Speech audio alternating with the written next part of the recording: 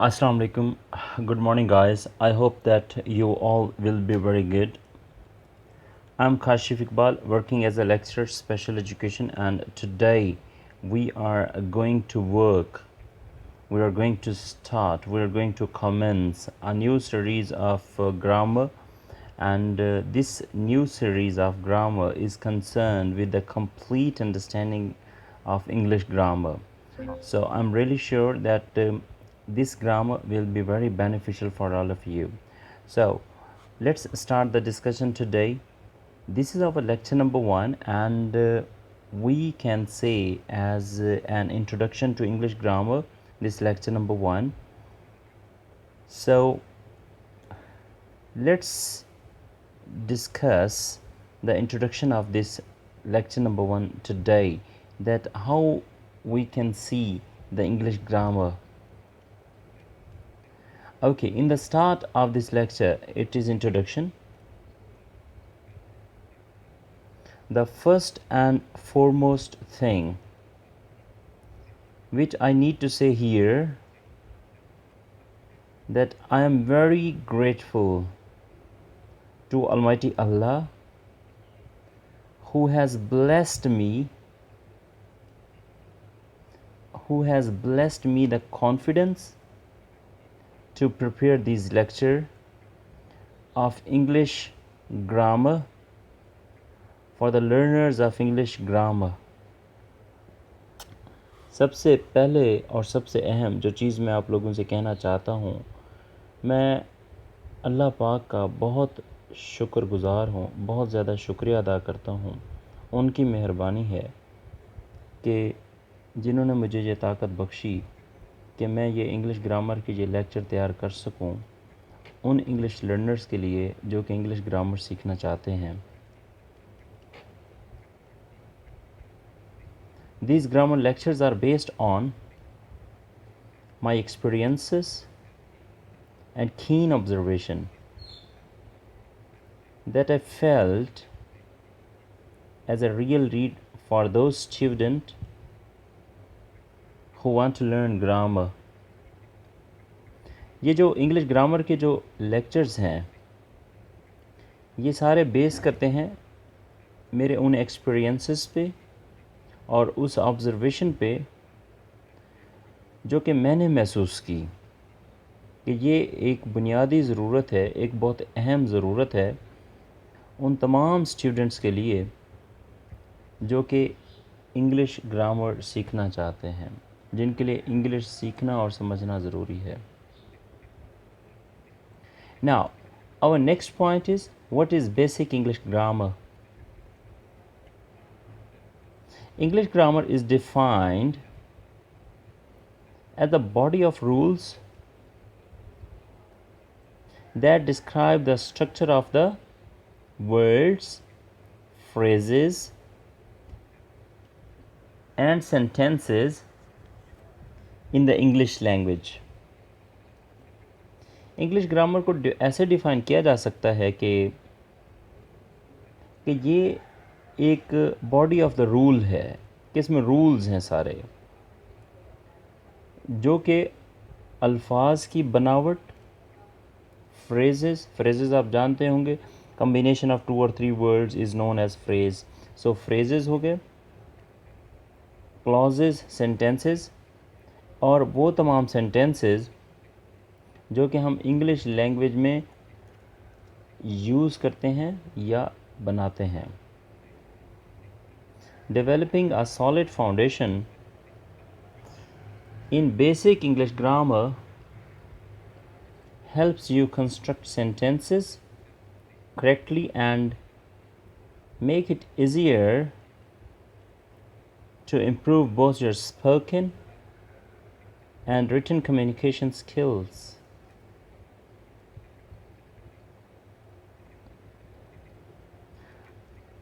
अब अगर इंग्लिश की एक मज़बूत जो फाउंडेशन है, अगर उसको डेवलप किया जाए या वो डेवलप हो और बेसिक इंग्लिश ग्रामर से रेलेवेंट हो, तो वो यकीनन आपकी हेल्प करती है कि आप सेंटेंस बहुत अच्छे तरीके से कंस्ट्रक्ट कर सकें, और यकीनन ये आपके लिए एक आसानी पैदा करती है कि जिससे आपकी स्पोकन और जो आपकी रिटन कम्युनिकेशन है उसमें बहुत ज़्यादा इम्प्रूवमेंट हो सके। Therefore, English grammar helps a lot to improve expressive and receptive language skills। इस वजह से इंग्लिश लैंग्वेज बहुत ज़्यादा हेल्प आउट करती है कि आप अपनी एक्सप्रेसिव और रिसेप्टिव लैंग्वेज स्किल्स को इम्प्रूव कर सकें। एक्सप्रेसिव और रिसेप्टिव लैंग्वेज स्किल्स बेसिकली दो टाइप्स हैं लैंग्वेज की, ये मैं आगे चल के डिफ़ाइन करता हूँ। Now our next discussion, next point, next heading is what is the language। छोटी सी डेफिनेशन है लैंग्वेज की।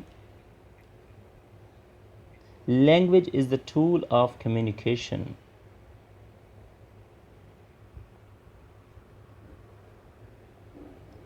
Language is the tool of communication, या हम ये भी कह सकते हैं language is the way of communication.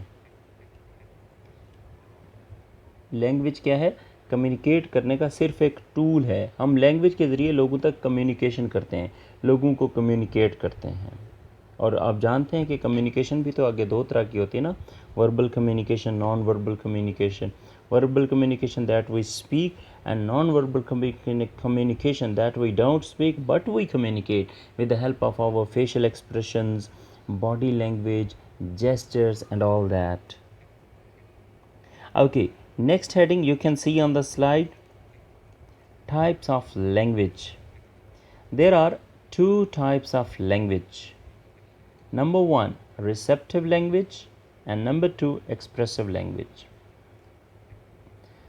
अच्छा, नंबर वन पे अगर हम रिसेप्टिव लैंग्वेज की बात करें तो ये क्या है? देखिए आप, रिसेप्टिव लैंग्वेज, रिसेप्टिव का वर्ड इंग्लिश के वर्ड रिसीव से निकला है। रिसेप्टिव लैंग्वेज, रिसेप्टिव लैंग्वेज क्या है? It includes listening and reading. Means हम क्या रिसीव करते हैं? हम किसी को सुनते हैं, लिसनिंग हो रही है। हम रीडिंग जब कर रहे होते हैं तो हम क्या रिसीव करते हैं? हम अपनी आइज़ से किसी भी टेक्स्ट को रीड कर रहे हैं। और ये तो आप जानते होंगे कि जो नॉलेज हम अपनी आइज़ से लेते हैं वो 75% ऑफ आवर टोटल लर्निंग है। And the knowledge that we receive through our listening, it is 13% of our total language. So 88% जो knowledge है वो हम अपने with the help of vision and listening skill हम लेते हैं। नंबर 2 पे expressive language है। It includes speaking and writing। Expressive language, expressive का जो वर्ड है वो एक्सप्रेस से निकला है, बयान करना, जाहिर करना, बताना। तो इसमें हमारे पास दो हैं। अब हम एक्सप्रेस किस तरह एक्सप्रेस करते हैं खुद को लोगों तक? हम खुद को एक्सप्रेस करते हैं लोगों तक with the help of speaking, means words और सेंटेंसेस, और with the help of writing. या तो स्पीकिंग है या राइटिंग है, और राइटिंग है। Now you can note it down as well. Receptive language is based on listening and reading. Expressive language is based on speaking and writing.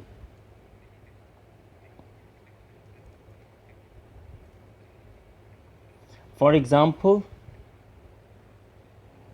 all above mentioned types of language helps in sentence making, essay writing, or speaking fluent English, or even reading skills.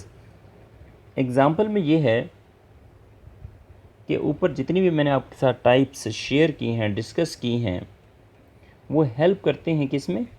Sentence बनाने में। अब sentence या तो आप बोल रहे होते हैं, स्पीकिंग कर रहे होते हैं, या फिर आप लिख रहे होते हैं। ऐसे राइटिंग बहुत अहम टास्क है। PMS CSS के जो स्टूडेंट है यकीनन वो इसकी इंपॉर्टेंस को जानते होंगे। ऐसे राइटिंग को, ऐसे राइटिंग में हेल्प आउट करती है।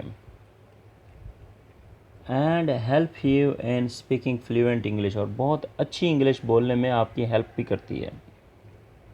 हत्ता कि जब आप रीडिंग कर रहे होते हैं तो रीडिंग स्किल में भी ये इंग्लिश ग्रामर आपकी मदद करती है, आपको हेल्प आउट करती है।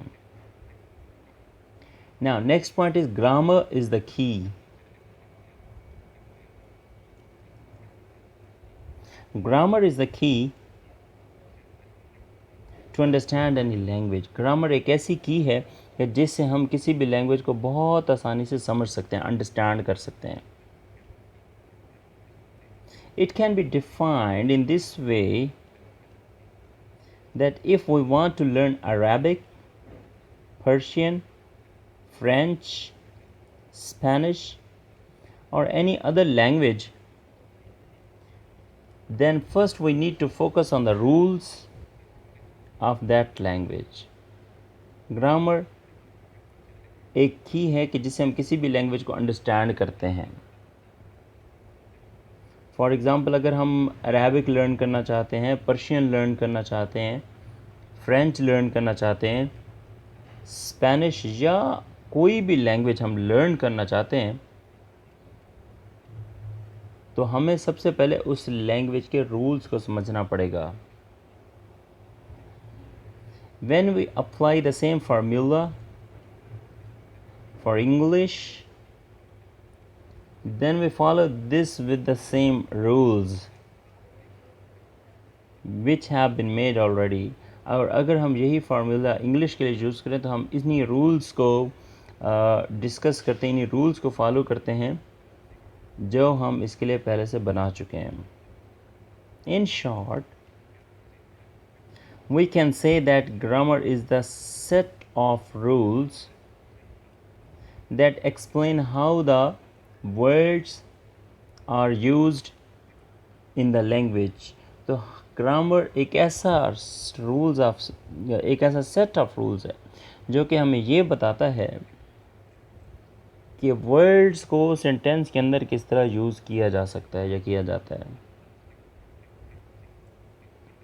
Now, let's discuss the important heading and important point of this lecture number 1. This is the key to understand all the grammar, all the lectures that will be delivered in next videos. So definitely I suggest you to subscribe, share and like all that too. Okay, let's discuss the important point of this lecture number 1, the key point, and it is about stages of the English grammar. Many students are much confused all the time that how many stages of there regarding English language, and some of the students definitely they don't focus all the things that they need to do. So for this purpose, इस मकसद के लिए ये जो stages of English grammar का topic है, so this is quite understandable and this is quite good for these learners as well. There are 4 stages in English grammar, which are English grammar के सिर्फ और सिर्फ 4 स्टेजेस हैं। Total जो English grammar है वो इन 4 स्टेजेस में ही सम अप हो जाएगी। कौन सी स्टेजेस हैं? Number 1 parts of speech, number 2 tenses, number 3 active and passive voice, number 4 narrations, direct और इनडायरेक्ट। ओके, नेक्स्ट एक छोटा सा पॉइंट है, what is the functions of 4 stages?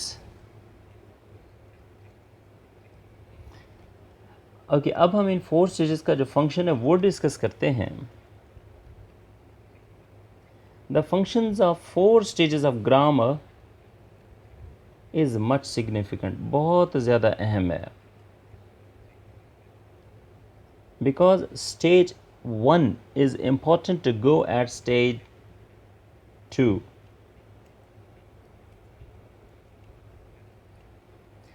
And similarly, stage 2 is very important to go on stage 3. And at the end, stage 3 is important to go on stage 4.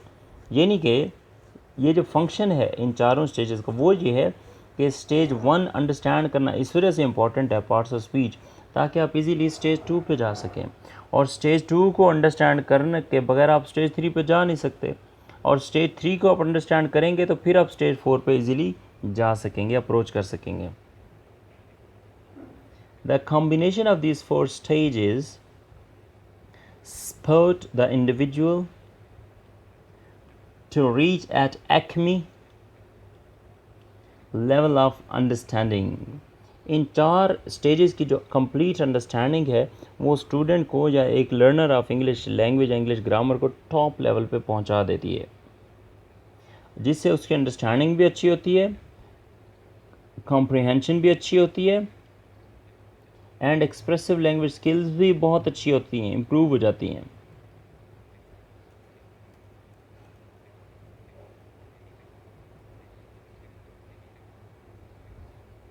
Okay, next we are going to discuss next point and it is about short detail of parts of speech.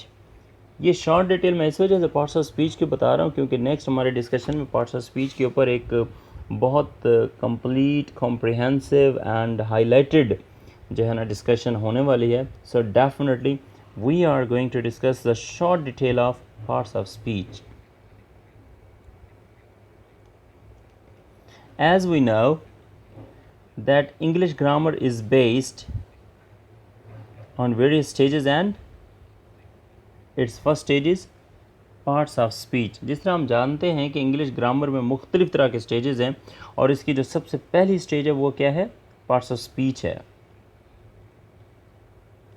So in my opinion parts of speech are the backbone of the stage 2. So मेरी अपनी जो personal opinion है parts of speech सिर्फ और सिर्फ backbone है stage 2 के. और स्टेज 2 क्या है, टेंसेस. अगर आपने टेंसेस को बहुत अच्छे तरीके से समझना है तो आपकी parts of speech finger tips पे होने चाहिए. और यही जो स्टेज नंबर 2 यानी कि टेंसेस हैं, इसी की बिना पे ही आप स्टेज 3 में जाते हैं. और वो क्या है, अगर टेंसेस आते हैं तो फिर आप इजीली एक्टिव वॉइस और पैसिव वॉइस बना सकते हैं. और इन्हीं स्टेज 2 टेंसेस की बेस पे ही आप स्टेज 4 पे भी ग्रिप हासिल करते हैं जो कि नरेशंस है, डायरेक्ट और इनडायरेक्ट है.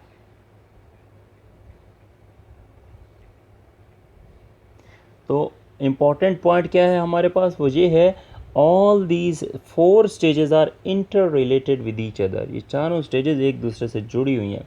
अगर कोई ये कहता है कि मैं टेंसेस बहुत अच्छे करता हूँ, मुझे पार्ट्स ऑफ स्पीच नहीं आते, never they can or he can or she can improve the language. Parts of speech की अंडरस्टैंडिंग होना लाजमी है, टेंसेस की अंडरस्टैंडिंग होना लाजमी है. टेंसेस आते होंगे तो आप फिर एक्टिव वॉइस, पैसिव वॉइस और डायरेक्ट इनडायरेक्ट की जाने मूव करेंगे. अगर टेंसेस ही नहीं आते तो आप कैसे जा सकते हैं एक्टिव वॉइस, पैसिव वॉइस और डायरेक्ट इनडायरेक्ट की जाने. It's better for grammar learners to work on this plan by differentiating its various stages. So एक अच्छे ग्रामर लर्नर के लिए बहुत ज़्यादा ज़रूरी है, बहुत ज़्यादा इम्पॉर्टेंट है कि इसकी जो मुख्तलिफ स्टेजेस है ना चारों, उनको आपस में मिक्सअप ना होने दे. although they are interrelated, उनका आपस में रिलेशन है, they are associated with each other, लेकिन उनको मिक्सअप नहीं करना. आपने स्टेज बाय स्टेज हर स्टेज को स्टेप बाय स्टेप आपने लर्न करना है, अंडरस्टैंड करना है.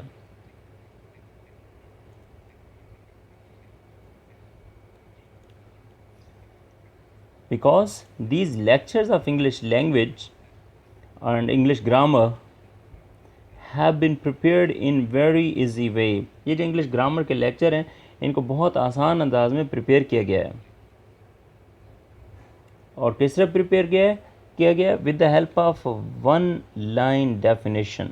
सिर्फ एक लाइन की डेफिनेशन बताई गई है ताकि जो भी लिसनर इस वीडियो को सुने या अंडरस्टैंड करे या उनको किसी भी ज़रिए से पता चलता है तो उनके लिए वो 1 लाइन डेफिनेशन समझना आसान हो. और ऐसा इस वजह से किया गया है कि अगर क्लास 6 से लेके एमफिल लेवल के दरमियान किसी भी लेवल का कोई स्टूडेंट अगर इन वीडियोज़ को सुनता है, इन लेक्चर्स को सुनता है, तो उसकी इंग्लिश ग्रामर में वाज़ेह इम्प्रूवमेंट हो.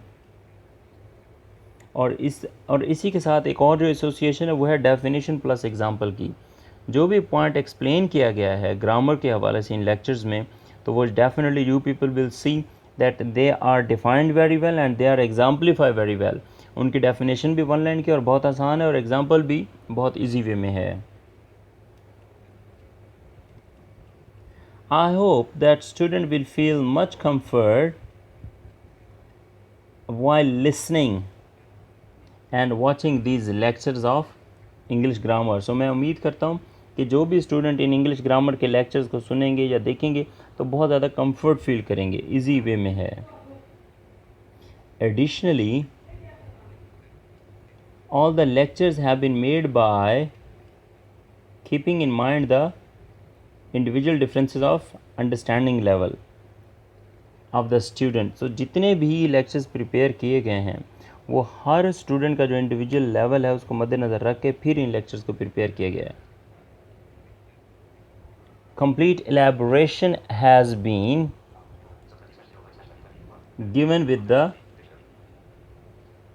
help of the types and as per the grammar topics to clear the basic concept of the students regarding basic English grammar। हर वो स्टूडेंट जो कि इंग्लिश ग्रामर सीखना चाहते हैं उनके लिए बहुत आसान अंदाज में डेफिनेशंस और एग्जांपल्स दी गई हैं और ये बेसिक कॉन्सेप्ट इसी चीज़ की ही डिमांड करते हैं। बेसिक कॉन्सेप्ट क्या है? उस आदमी के लिए, उस स्टूडेंट के लिए जो इंग्लिश ग्रामर को फर्स्ट टाइम सुन रहा है, तो ये बेसिक ग्रामर है। तो वो बेसिक ग्रामर के अंदर किसी भी तरह की कोई डिफ़िकल्टी, कोई एम्बिग्यूटी ना हो, इस चीज़ से बचने के लिए डेफिनेशन भी वन लाइन दी गई है और फिर उनको एग्जांपल्स भी आसान अंदाज में किया गया है। Many students have many complaints that they feel difficulty to understand the tense of the sentence and to understand the role of the any quality or any expression or etc।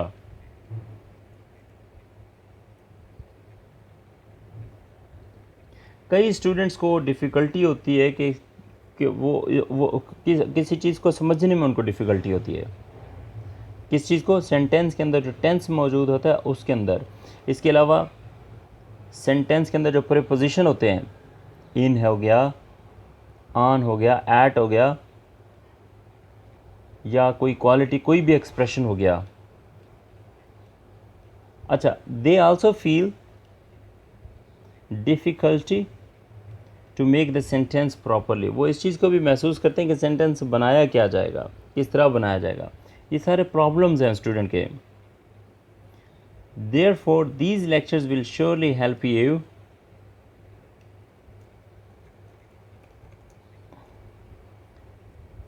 in the problem। यकीनन ये जो lectures हैं आपके उस जो problem जो कि relevant है इंग्लिश ग्रामर से, उसको सॉर्ट आउट करने में बहुत अपना किरदार अदा करेंगे।